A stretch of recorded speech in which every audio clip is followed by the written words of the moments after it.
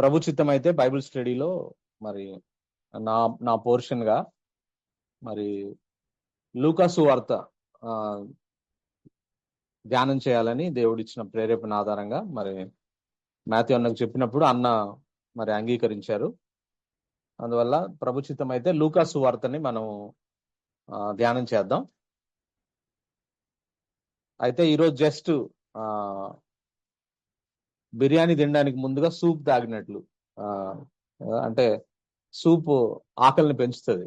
అట్లా లూకా సువార్త అనే బిర్యానీ తినక ముందు దాని ఇంట్రడక్షన్ అనే సూప్ ఈరోజు తాగుదాం.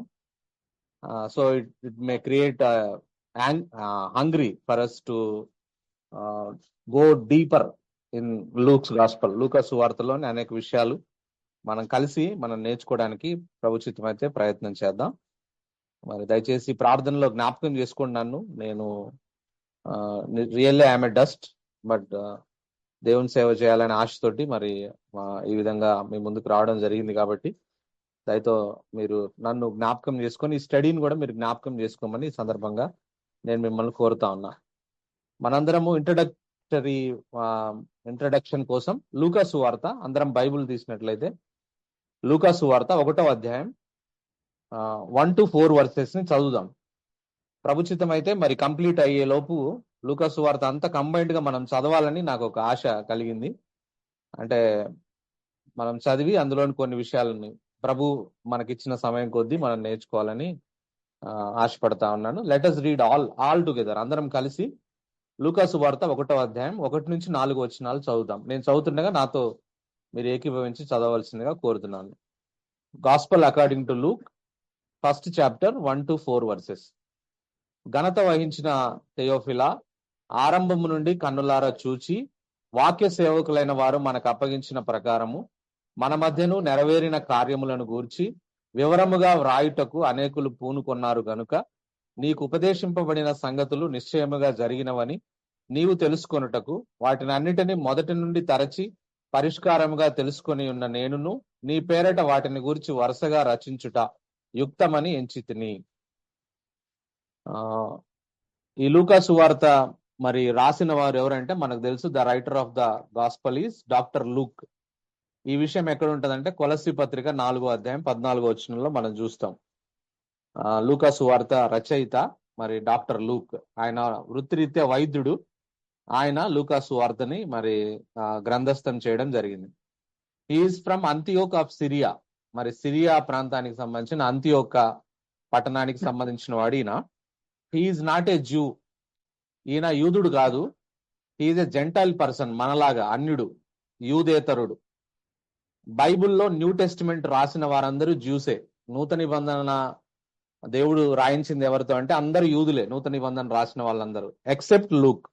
లూక్ ఒక్కడే అన్యుడు, జెంటైల్, యూదుడు కాదు. మరి only 2 books in the new testament was written by a gentile person. నూతన నిబంధనలో 2 పుస్తకాలు మాత్రమే అన్యుల చేత రాయబడింది, అన్యుడైన లూకా చేత. అవి 2 ఏంటంటే లూకు మరియు యాక్ట్స్, అపోస్తుల కార్యగ్రంథం. ఈయనే డాక్టర్ లూక్ గారే అపోస్తుల కార్యగ్రంథం రాశాడు, లూకా సువార్త కూడా రాశాడు. హీఈస్ అన్ అన్మ్యారీడ్ పర్సన్. ఈయనకు వివాహం కాలేదు. He died at the age of 84 years. 84 సంవత్సరాల వయసు వరకు ఆయన మరి ఆయుష్ కలిగి 84 సంవత్సరాల వయసులో చనిపోయాడు. Even though he was a gentile, he accepted Jesus as his personal saviour and later he accompanied Paul in Paul's missionary journeys. ఈయన అన్యుడైనప్పటికీ యేసు ప్రభువును తన సొంత రక్షకునిగా అంగీకరించాడు. యేసు ప్రభు శిష్యుడు కూడా కాదు ఈయన. మరి అయితే యేసు ప్రభువును తన సొంత రక్షకునిగా అంగీకరించిన తర్వాత పౌలుతో పాటు మిషనరీ జర్నీస్ లో పాల్గొన్నాడు ఈయన. మరి ఆ విషయాన్ని మనం ఎక్కడ చూస్తామంటే ఈ ఇద్దరి కాంబినేషన్ యాక్ట్స్ లో చూస్తాం. యాక్ట్స్ లో మనం చూస్తే యాక్ట్స్ లో అపోస్తల కార్యగ్రంథం 16:4 ఏమని రాస్తాడంటే పౌలు మిషనరీ జర్నీ గురించి రాస్తూ వారు వెళ్ళుచు అని రాస్తాడు. అంటే ఎవరో అకంపెనీడ్ అయ్యారు పౌలుతో, వారు వెళ్ళుచు అని రాశాడు. ఆ తర్వాత 16వ అధ్యాయం 9-10 వచనాల్లో చూస్తే మేము చేసి తిమి, మేము వెళ్ళి తిమి అనే మాట అక్కడ నుంచి చూస్తాం. అంటే దాని అర్థం ఏమిటంటే పాల్ ఫస్ట్ మిషనరీ జర్నీలో ఆయన లేడు, కానీ ఈయన మాసిదోనియా, పాల్ మాసిదోనియన్ విజన్ తర్వాత నుంచి పాల్ మార్టిడం వరకు, అంటే పౌలు హతసాక్షి అయ్యేంత వరకు లూకా గారు పౌలుతో కలిసి ఉన్నాడు ఆయన పరిచర్యలో. పౌలు గారితో కలిసి, అంటే మాసిదోనియా విజన్ తర్వాత నుంచి మరి పౌలు చనిపోయేంత వరకు లూకా అకంపెనీడ్ పాల్తో కలిసి ఆయన మిషనరీ జర్నీలో ఆయన పరిచర్యలో పాల్పంపులు పొందాడనే విషయాన్ని మనం చూస్తాం. ఆ విషయం 2 తిమోతి 4:11 లో మనం చూస్తాం. ఒకసారి చూద్దాం. 2 తిమోతి 4:11 లో మరి పౌలు గారి జీవిత చరమాంకంలో మరి ఆయన మరి రాస్తూ చెప్పిన మాట. 2 తిమోతి 4 లూకా మాత్రమే నా యొద్ద ఉన్నాడు, మార్కును వెంట పెట్టుకుని రమ్ము, ఇతడు పరిచారము నిమిత్తము నాకు ప్రయోజనకరమైన వాడు, తుకుకును ఎఫెసునకు పంపితిని అంటున్నాడు. లూకా నా వద్ద ఉన్నాడు అని మరి ఆయన జీవిత చరమాంకంలో పౌలు మరి టెస్టిఫై చేస్తున్నట్టుగా మనం చూస్తామనే విషయాన్ని నేను మీకు జ్ఞాపకం చేస్తాను. Because Luke is a gentile person, he did not mention much old testament scriptures in his gospel. ఇది మనం గమనించవచ్చు. లూకా సువార్త చదువుతున్నప్పుడు ఓల్డ్ టెస్టిమెంట్ కొటేషన్స్ ఉండవు ఎక్కువగా. ఎందుకు అని అంటే ఈయన జెంటైల్, మరి ఈయన టార్గెటెడ్ పీపుల్ కూడా జెంటైల్, మనం అన్యులమైన మనం కాబట్టి పాత నిబంధనలో స్క్రిప్చర్స్ ఏమి లూకాలో ఎక్కువ చూడడం, అక్కడక్కడ మాత్రమే మరి వాటిని ప్రస్తావించబడ్డం చూస్తామనే విషయాన్ని నేను మీకు జ్ఞాపకం చేస్తాను. Gospel of Luke and Acts make 27% of New Testament.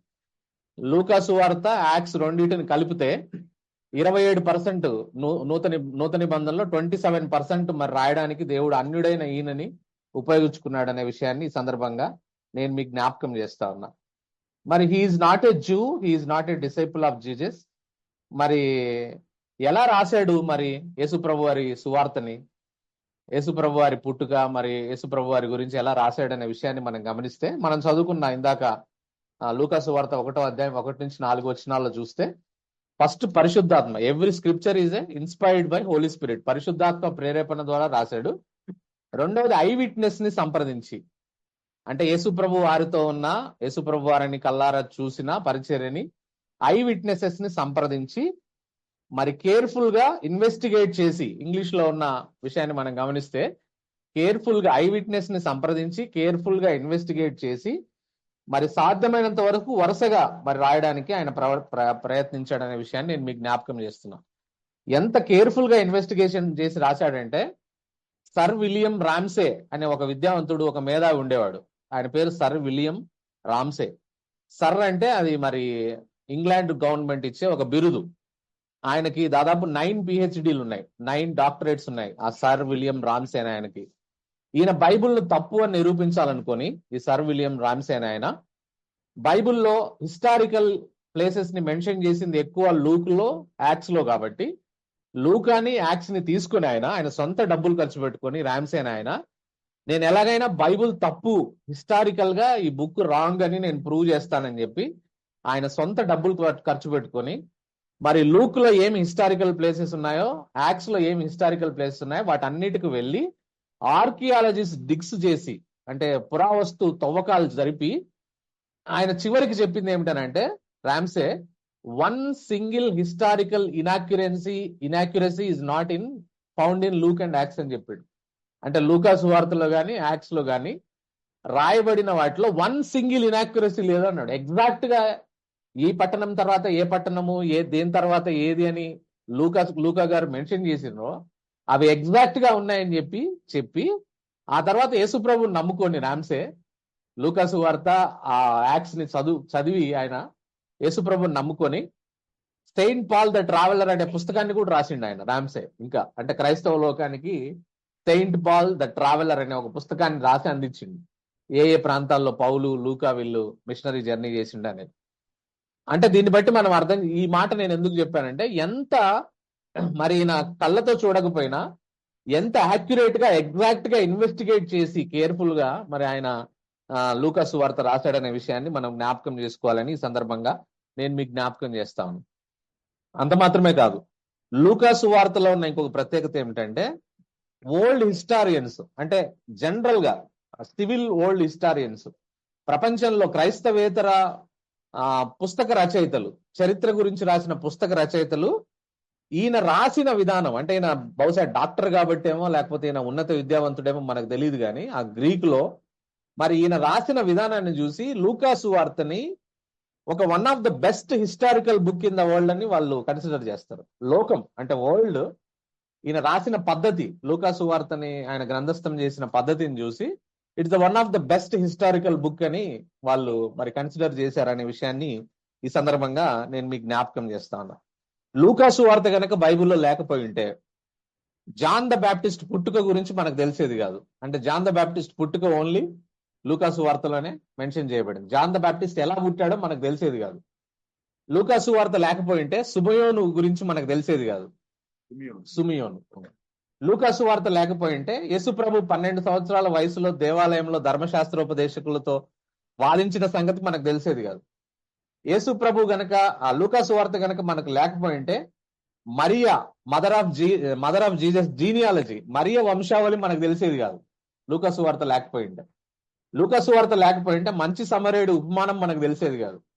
లూకా సువార్త లేకపోయి ఉంటే యేసుప్రభు పాదాల దగ్గర కూర్చోవడంలో ఉన్న విశిష్టత ఏమిటో మార్తా మరియా మరి మాట్లాడుకున్న ఆ సందర్భం మనకు తెలిసేది కాదు. లూకా సువార్త కనుక లేకపోయి ఉంటే పారబుల్ ఆఫ్ లాస్ట్ కాయిన్, తప్పిపోయిన కుమారుడు ఉపమానాలు మనకు తెలిసేవి కాదు.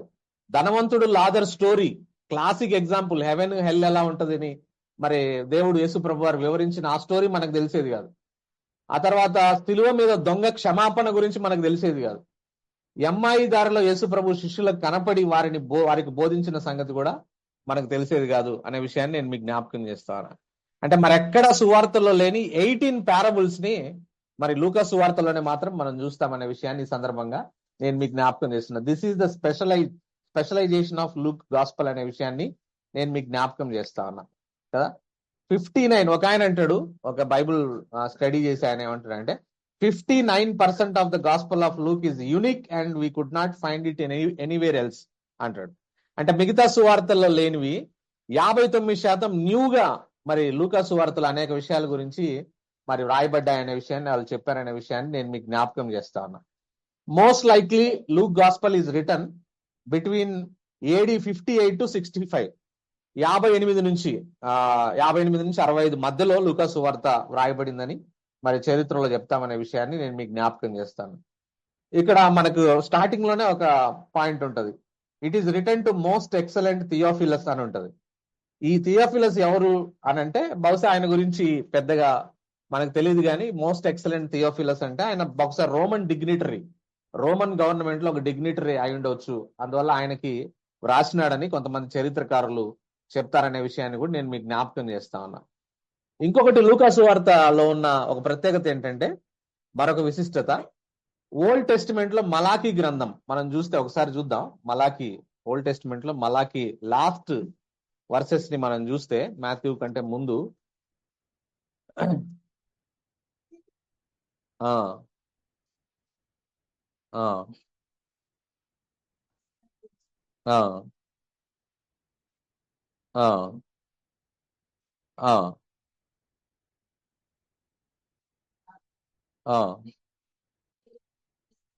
నేను ప్రవక్తయగు ఏలియాను మీ వద్దకు పంపుదును, నేను వచ్చి దేశమును శపించకుండునట్లు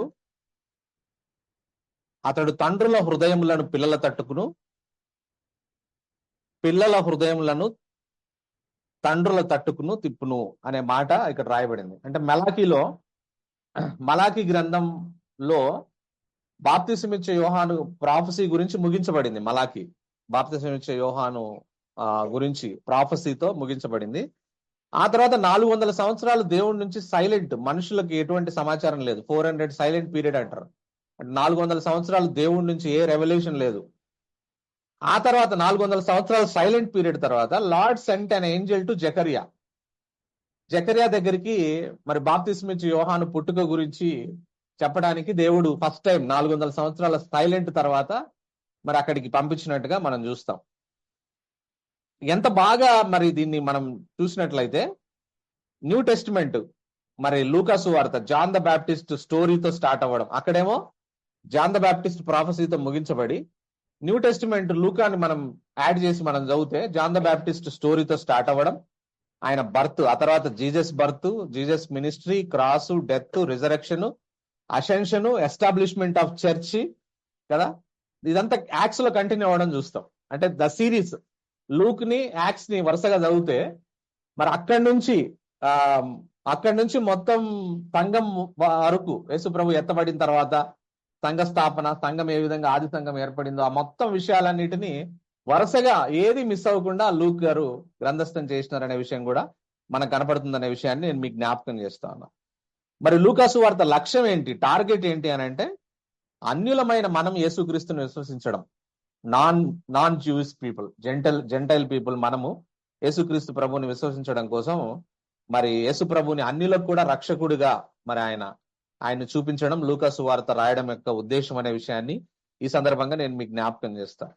మరికొన్ని విశిష్టతలు లూకాసు వార్త గురించి మనం చూసినట్లయితే కొంతమంది భక్తులు ఏమంటారంటే లూకాసు వార్తను ప్రార్థనా సువార్త అంటారు, ప్రేయర్ గాస్పల్ అంటారు. ఎందుకు అని అంటే మిగతా సువార్త రచయితల కన్నా ఎక్కువగా యేసు ప్రభు ప్రార్థించడాన్ని, ఆయన ప్రార్థన జీవితాన్ని గురించి లూకా గారు రాశారు, స్ట్రెస్ చేసి రాశారు. అంటే యేసు ప్రభు వారి ప్రేయర్ లైఫ్ ని మిగతా సువార్తల కన్నా ఈ సువార్తలు ఎక్కువగా మనం చూస్తాం. So we will consider it as a prayer gospel అని కూడా లూకాసు వార్తను అనొచ్చు అనే విషయాన్ని నేను మీకు జ్ఞాపకం చేస్తున్నాను. ఆ తర్వాత లూకాసు వార్తని స్త్రీల సువార్త అని కూడా చెప్పవచ్చు. ఎందుకనంటే central role of women in Jesus earthly మినిస్ట్రీని లూకా ప్రస్తావించండి. నిజంగా మత్తయి, మార్కు సువార్తలు రెండింటిని కలిపితే ఈ ఉమెన్ అనే మాట 49 సార్లు ఈ రెండు సువార్తల్లో ఉమెన్ అనే పదం వాడబడితే ఒక లూకా సువార్తలోనే ఉమెన్ అనే మాట 43 సార్లు ప్రస్తావించాడు ఓన్లీ లూక్ లో. మరియా, ఎలిజబెత్, అన్న ప్రవక్తి గురించి, ఉమెన్ సపోర్టింగ్ జీసస్ మినిస్ట్రీ గురించి, సిలువ వద్ద ఉన్న స్త్రీల గురించి, పునరుద్ధానుడైన తర్వాత జరిగిన సంభవాల్లో స్త్రీల పాత్ర అంటే మగ్దలేని మరియా, యోహన్న వీళ్ళ గురించి. ఆ తర్వాత అందువల్ల ఈ స్త్రీల గురించి ఎక్కువగా మెన్షన్ చేసినందుకు కొంతమంది ఏమంటారు అంటే స్త్రీల సువార్త అంటారు, ప్రార్థనా సువార్త అంటారు, లూకా సువార్తని స్త్రీల సువార్త అని కూడా మరి అంటారు అనే విషయాన్ని నేను మీకు జ్ఞాపకం చేస్తాను. మూడవది ఏమిటంటే లూకా సువార్తని బీదల సువార్త, వెలివేయబడిన వర్గాల సువార్త అని కూడా చెప్పవచ్చు కదా. కటిక పేదవాడైన లాజర్ స్టోరీ మరి మనం చూస్తాం కదా దీంట్లోనే. ఆ తర్వాత ట్యాక్స్ కలెక్టర్స్ ఏ విధంగా దేవుని నమ్ముకున్నారు, వాళ్ళ విశ్వాసాన్ని కూడా ఆయన స్పెసిఫిక్ గా మెన్షన్ చేసి, అంటే అన్యులైనా కూడా దేవునిలో గొప్ప విశ్వాసాన్ని ప్రదర్శించదని చెప్పడం ఆయన స్పెసిఫిక్ చేసి రాసిండి. అది మనకి ఇన్స్పిరేషన్ గా ఉంటది అనే విషయాన్ని కూడా నేను మీకు జ్ఞాపకం చేస్తున్నాను. ట్యాక్స్ కలెక్టర్స్ గురించి, ప్రాస్టిట్యూట్స్ గురించి, మరి లాస్ట్ కాయిన్, లాస్ట్ సన్ను, మరి సిలువ మీద దొంగ గురించి, పొట్టి చెక్కయ్య స్టోరీ, మంచి సమరయుడి స్టోరీ, కుష్టి వ్యాధితో మరి వాళ్ళు వచ్చిన వాళ్ళ గురించి, ఈ విధంగా సమాజం నుంచి వెలివేయబడిన వారు, సమాజంలోంచి అంత అంగీకారం యోగ్యం లేని వారు, పేదల గురించి కూడా రాశాడు. కాబట్టి దీన్ని కొంతమంది బీదల సువార్త, లూకా సువార్తని బీదల సువార్త అని అంటారనే విషయాన్ని కూడా నేను మీకు జ్ఞాపకం చేస్తా ఉన్నా. We can divide gospel of Luke into 4 major parts. లూకా సువార్తని మనము 4 భాగాలుగా విభజించవచ్చు, మేజర్ భాగాలుగా. ఒకటి ఏంటంటే 1-2 చాప్టర్స్ ఒక భాగం. ఆ 1-2 చాప్టర్స్ ఏమంటదంటే introduction of John the Baptist and Jesus and the details about their birth. 1-2 అధ్యాయాల్లో యేసు ప్రభు, బాప్తిస్మిచ్చే యోహాను యొక్క పుట్టుక, వాళ్ళ డీటెయిల్స్, ఎలా మరి వాళ్ళ జన్మ అనే విషయాలు 1-2 అధ్యాయాల్లో చూస్తాం. అది ఫస్ట్ పార్ట్. రెండో పార్ట్ లో చూస్తే 3-9A వరకు, అంటే 3rd చాప్టర్ నుంచి 9th A చాప్టర్ వరకు Jesus mission in Galilee, Jesus ministry in Galilee ప్రాంతంలో యేసు ప్రభు పరిచర్యను చూస్తాం. ఇది రెండో భాగం. ఇక్కడే మరి యేసు ప్రభు బాప్తిస్మము, మరి genealogy, Adam to Jesus, Jesus went to Nazareth and launching public ministry, ఇవన్నీ కూడా ఈ 3-9 అధ్యాయాల్లో మనం చూస్తాం. This is the second part. Third part ఏంటంటే దీంట్లో 9B నుంచి 19A వరకు, ఇది మేజర్ సెక్షన్. 9 నుంచి 19 వరకు Jesus long journey to Jerusalem, యేసు ప్రభు వారు యెరూషలేం ప్రయాణం చేసిన ఆ మార్గాన్ని ఆయన ప్రస్తావిస్తూ దాన్ని హైలైట్ చేస్తూ రాయడం జరిగింది. These details are recorded only in gospel.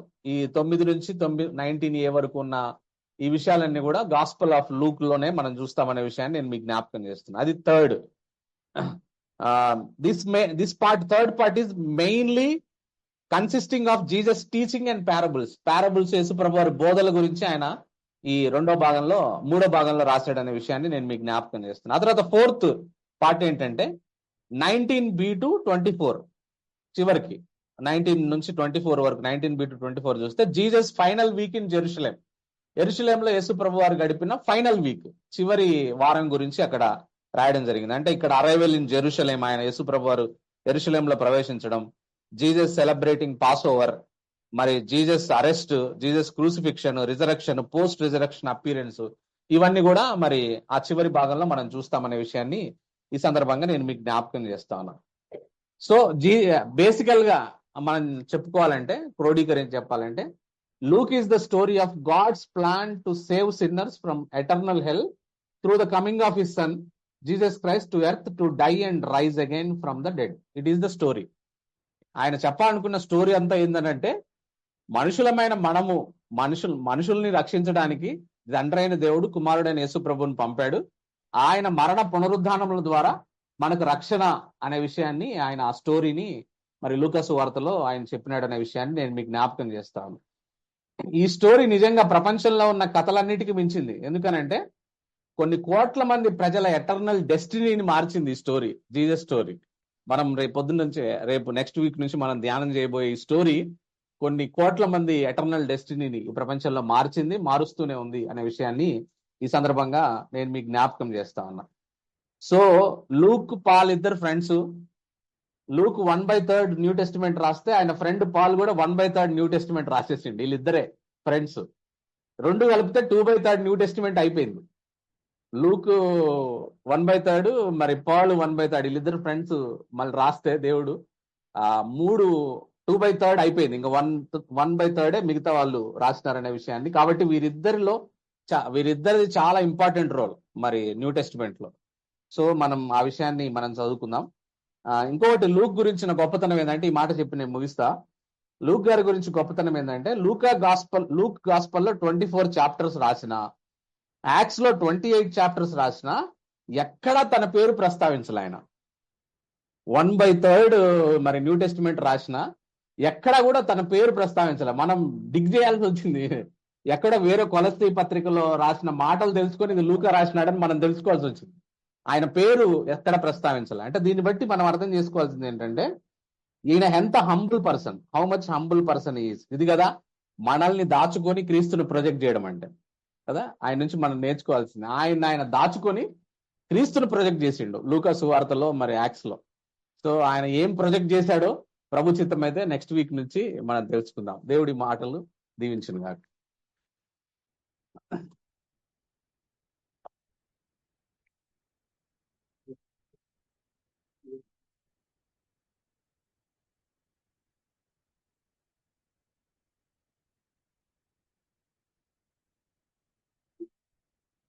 That came to me, I thought of Luke was, he was a physician. A physician, usually a good physician keeps a record.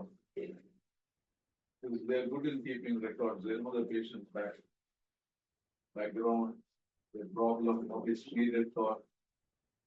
So he used that ability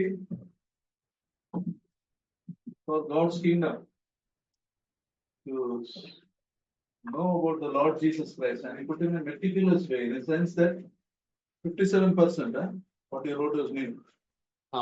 What he wrote in the New Testament, imagine, 57% is new information. And it is called a historical book. That means what he wrote can be matched with history. See, God has given each one of us talents, abilities. We use it in our secular jobs. But God means that we should use it for His kingdom. Abilities, the uniqueness of God has given them. You do. There's no mention. He was not known as a preacher like Paul or whatever. He wrote faithfully, and God did amazing things through those writings. Father, we thank you for this time.